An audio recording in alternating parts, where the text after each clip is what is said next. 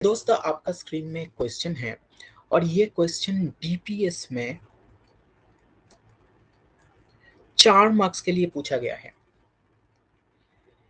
इस क्वेश्चन को लेकर थोड़ा सा कंफ्यूजन क्रिएट हुआ, तो एक बार चलो इस क्वेश्चन को देख लेते हैं और इसका सॉल्यूशन लेके थोड़ा सा डिस्कस कर लेते हैं।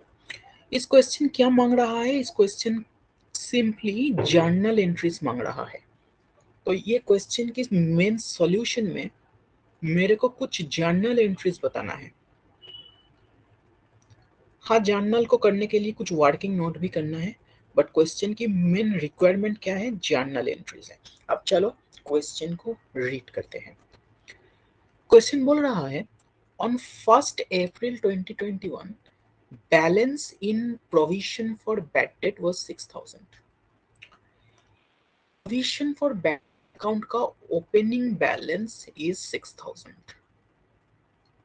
इसको हम ओल्ड प्रोविजन भी कह सकते हैं, इसको हम ओल्ड प्रोविजन भी कह सकते हैं, यानी ये मेरा लास्ट ईयर का प्रोविजन है और करंट ईयर का ओपनिंग बैलेंस है।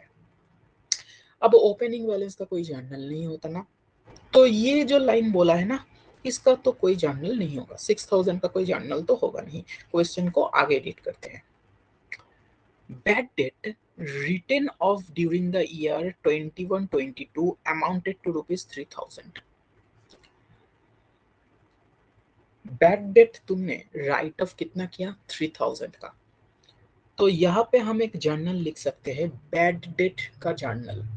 और बैड डेट का जर्नल क्या होता है? बैड डेट अकाउंट डेबिट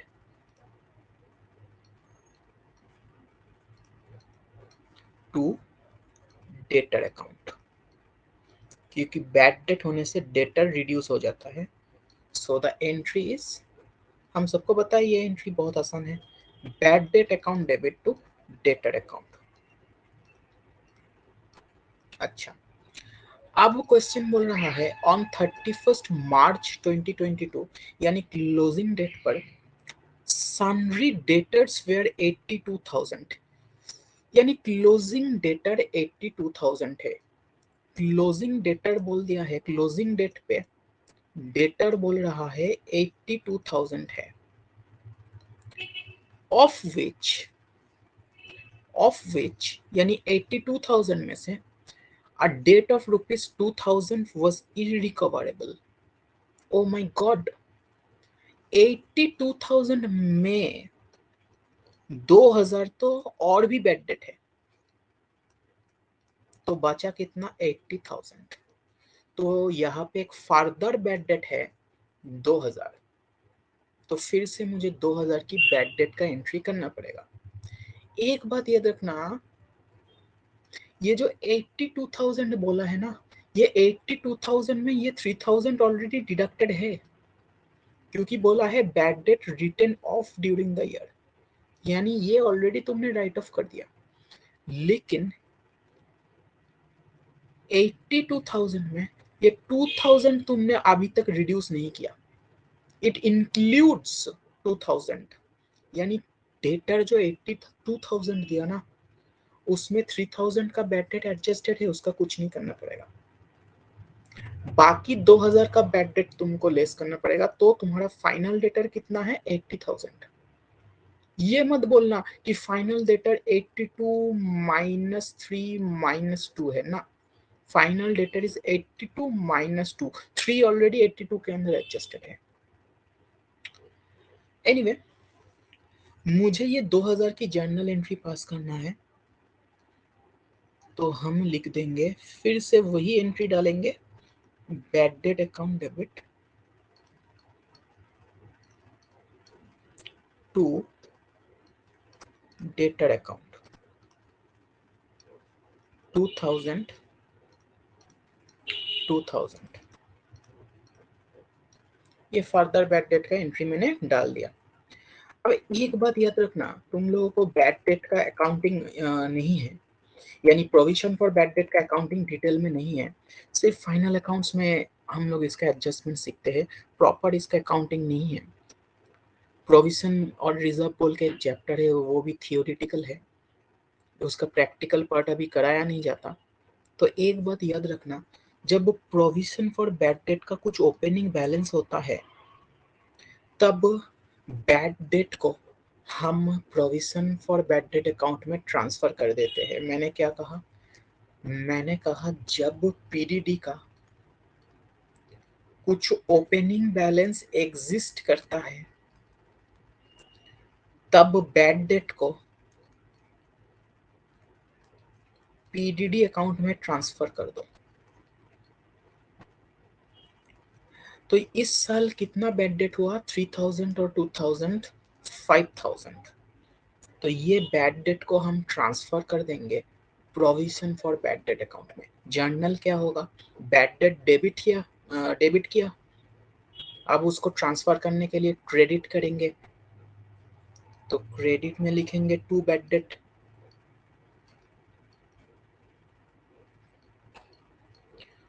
और प्रोविजन फॉर बैड डेट को हम कर देंगे डेबिट टोटल अमाउंट से, दैट इज 5000, 3 + 2। अब ये एंट्री थोड़ा सा आपको याद रखना पड़ेगा कि जब प्रोविजन की ओपनिंग बैलेंस एग्जिस्ट करता है तब हम बैड डेट को प्रोविजन अकाउंट में ट्रांसफर कर देते हैं। ठीक है, तो ये 3 एंट्री तो हमने कर लिया। मैंने क्वेश्चन जितना पढ़ा था उसकी बेसिस में हम 3 एंट्री तो अभी तक कर लिया। मैंने 3000 का बैड डेट की एंट्री किया, उसके बाद मैंने 2000 का बैड डेट की एंट्री किया, और उसके बाद मैंने कहा कि बैड डेट को प्रोविजन अकाउंट में ट्रांसफर कर दो। ये 3 एंट्री अभी तक मैंने कर लिया।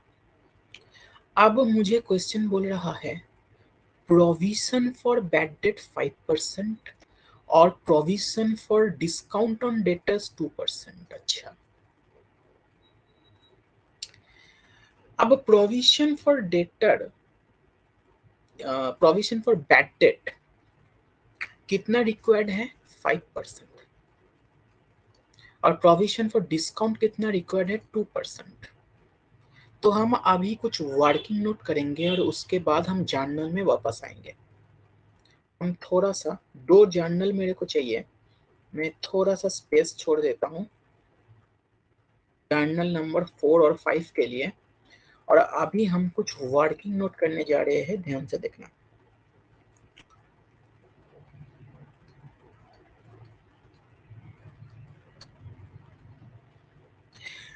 मेरे दोस्त, सबसे पहले हम closing provision for bad date को निकालेंगे। ओपनिंग तो क्वेश्चन में गिवन है 6000, हमको निकालना पड़ेगा प्रोविजन फॉर बैड डेट का क्लोजिंग बैलेंस कितना।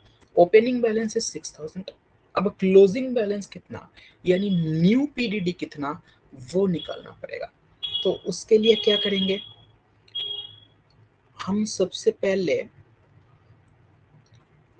डेटर का जो अमाउंट गिवन है क्वेश्चन में 82,000, उससे बैड डेट को एडजस्ट करेंगे। अब बैड डेट 3000 एडजस्ट करेंगे, 3000 नहीं, सॉरी 2000 एडजस्ट करेंगे, क्योंकि 3000 इसमें ऑलरेडी एडजस्टेड है, जो मैंने पहले भी कहा 3082 में ऑलरेडी एडजस्टेड है। मुझे कौन सा बैड डेट एडजस्ट करना पड़ेगा? Further bad date. ये बिल्कुल बैलेंस शीट में जो आप लोग कैलकुलेशन करते हो ना, वैसे ही है।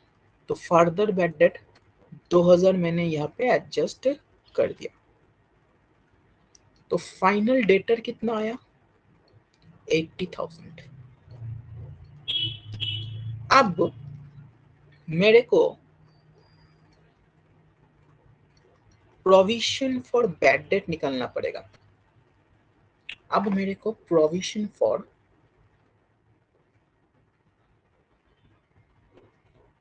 बैड डेट निकालना पड़ेगा। मैं इसको पीडीडी बोल सकता हूँ, प्रोविजन फॉर डाउटफुल डेट। चलो पूरा ही लिख देते हैं, प्रोविजन फॉर बैड डेट। और ये कितना बोला है? 5%। तो ये 80,000 के ऊपर हम 5% लगाएंगे तो आ जाएगा 4000। ये फाइनल अकाउंट्स का कैलकुलेशन है, फाइनल अकाउंट्स करते हो तो ये कैलकुलेशन आप लोगों को पता होना चाहिए। अब बेस करने के बाद कितना फिगर आया? 76,000। मैं यहाँ पे स्टॉप हो गया।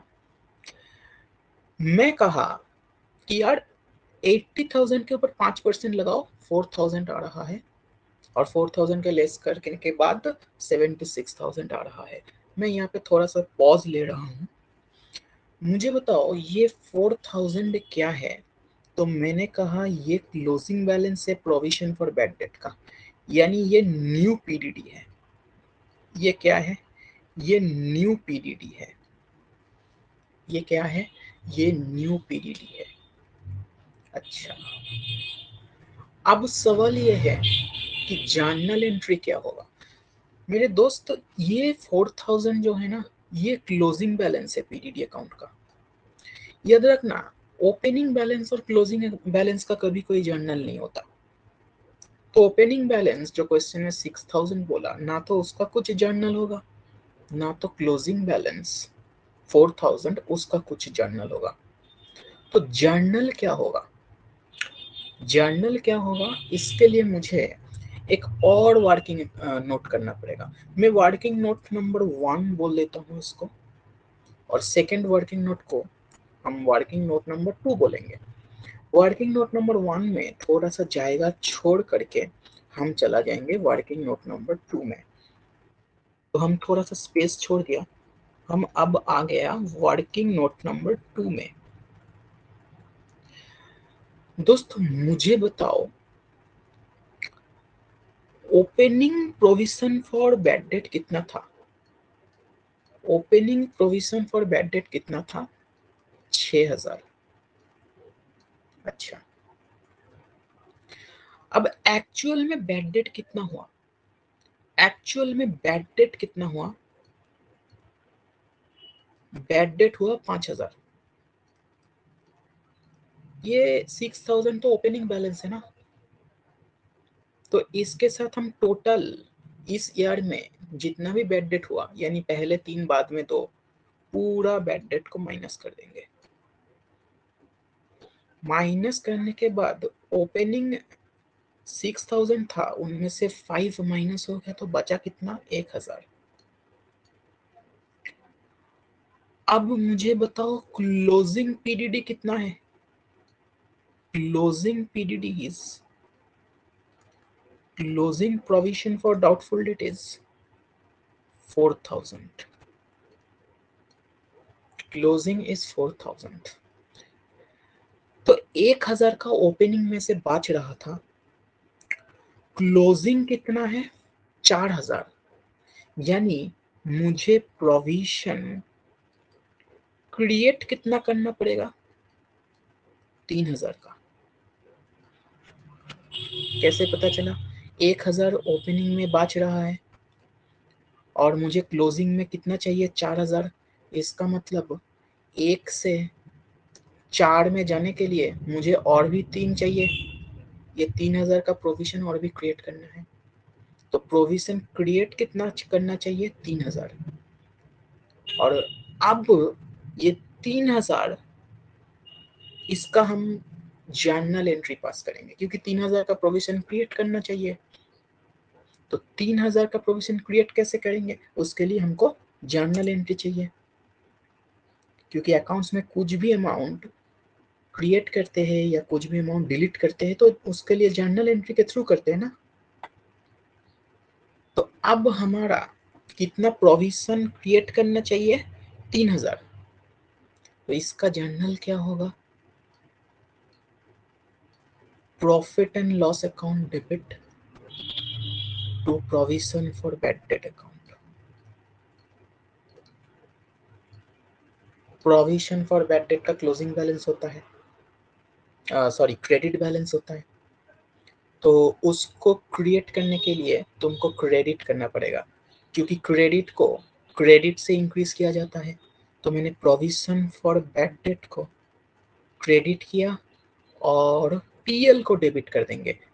प्रोविजन फॉर बैड डेट का जो सेकंड इफेक्ट है डबल एंट्री में, वो पीएल में चला जाएगा। 3,000। 3,000। तो प्रोविजन फॉर डाउटफुल डेट या provision for bad debt account, उसका ओपनिंग बैलेंस 6000, इसका कोई जर्नल नहीं होगा। उसका क्लोजिंग बैलेंस 4000, इसका कोई जर्नल नहीं होगा। जर्नल एंट्री होगा 3000 का, जो प्रोविजन में क्रिएट कर रहा हूँ। और इसका फिगर कैसे आएगा, कितना क्रिएट कर रहा हूँ वो कैसे निकलेगा? वर्किंग नोट नंबर 2 से कि ओपनिंग में 6 था, उनमें से 5 बैड डेट्स ने उड़ा दिया, अभी भी बचा कितना है? 1। क्लोजिंग प्रोविजन कितना चाहिए मेरे को? 4, तो 3 क्रिएट कर लो। तो प्रोविजन फॉर बैड डेट एक लायबिलिटी है, लायबिलिटी को क्रिएट करना मतलब क्रेडिट करना। और डेबिट कहाँ पे चला जाएगा? पीएल में। तो एंट्री क्या हो जाएगा? PL account debit to provision for doubtful debt. अच्छा,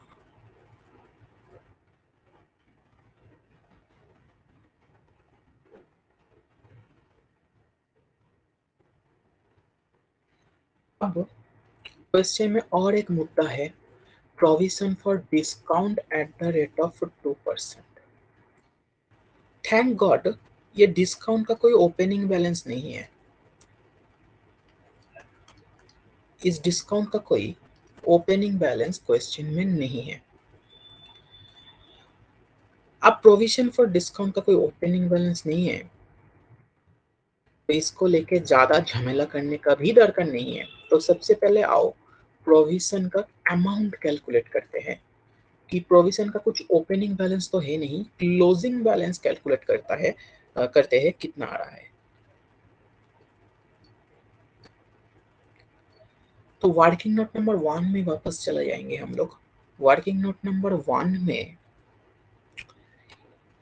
76,000 जो आ रहा था provision for bad date minus करने के बाद, इसका ऊपर हम 2% करेंगे।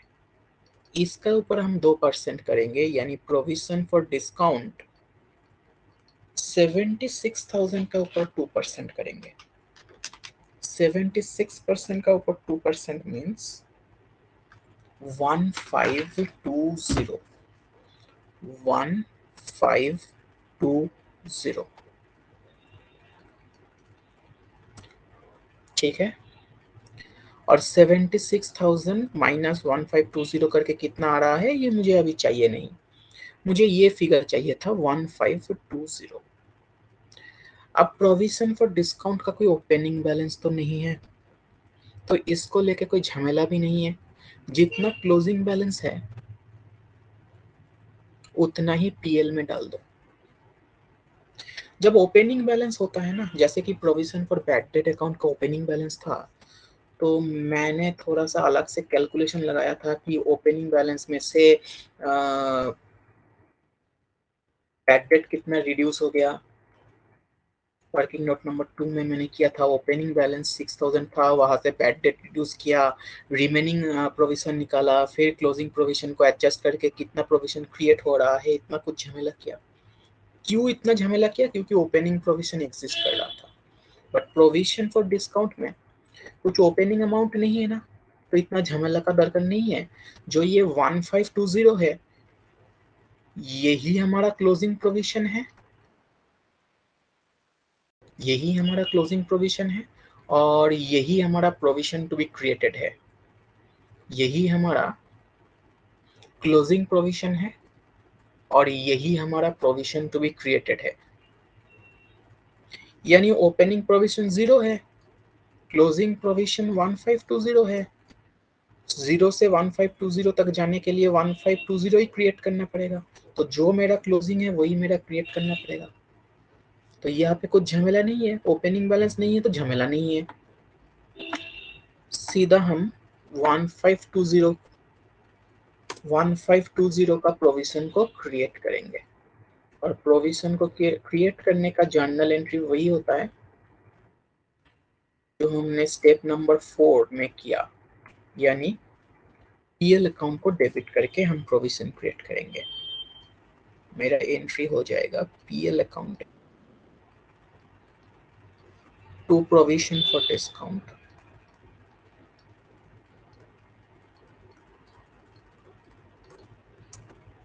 1520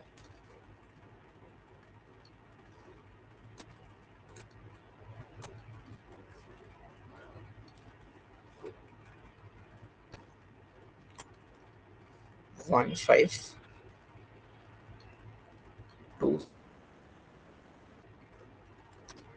और ये है आपका फाइनल सॉल्यूशन। ये है आपका फाइनल सॉल्यूशन। ये 5 जर्नल आपको पास करना है और साथ में ये 2 वर्किंग नोट आ जाएगा।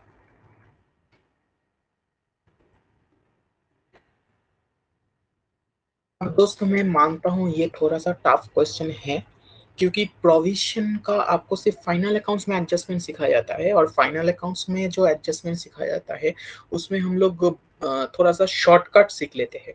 फाइनल अकाउंट्स का एडजस्टमेंट हम लोग शॉर्टकट में करते हैं, थोड़ी ना पूरा अकाउंटिंग करते हैं, जर्नल लेजर बनाते हैं, नहीं करते। तो ऐसा क्वेश्चन देना नहीं चाहिए बट दे दिया, ठीक है। तो हमने इसको डिस्कस कर लिया और मेरा यकीन मानो ये सच में थोड़ा सा टफ है। मेरे को ये क्वेश्चन कैसे समझाऊंगा ये सोचने में बहुत टाइम लग गया। ये जो मैं रिकॉर्डिंग कर रहा हूँ ये मेरा 3rd अटेम्प्ट है। मैं पहले 2 रिकॉर्डिंग किया लेकिन मुझे लगा कि यार समझ में नहीं आएगा, बच्चे लोग को ढेला समझ में नहीं आएगा, क्योंकि फाइनल अकाउंट्स का एडजस्टमेंट तो बच्चे लोग याद कर लेता है। मुझे पता है कैसे बच्चे लोग अकाउंटिंग करता है। तो मुझे पहले 2 अटेम्प्ट में मैंने पहले 2 रिकॉर्डिंग को कैंसिल कर दिया। ये मेरा 3rd अटेम्प्ट है। फिर मुझे लगा कि ऐसे कराऊंगा तो शायद थोड़ा सा समझ में आ जाएगा। तो फाइनल अकाउंट्स में ये एडजस्टमेंट करते हैं, इसका मतलब ये नहीं है कि बच्चे लोग सब सीख जाते हैं, नहीं। मुझे पता है आप लोगों को इस कंसेप्ट के ऊपर डाउट आएगा। क्लास 11 में आना चाहिए। तो एग्जामिनर को भी थोड़ा सा दिमाग में रखना चाहिए ये सब चीज़ें पेपर सेट करने के वक्त, कि क्लास 11 लेवल में बच्चे लोग का एक लिमिट होता है। लिमिट के बाहर जाके आप पेपर सेट करोगे तो अल्टीमेटली बच्चे लोग डीमोटिवेटेड हो जाएगा और कुछ नहीं। एनीवे, मैंने पूरा प्रयास किया इसको समझाने में। Thank you and bye bye.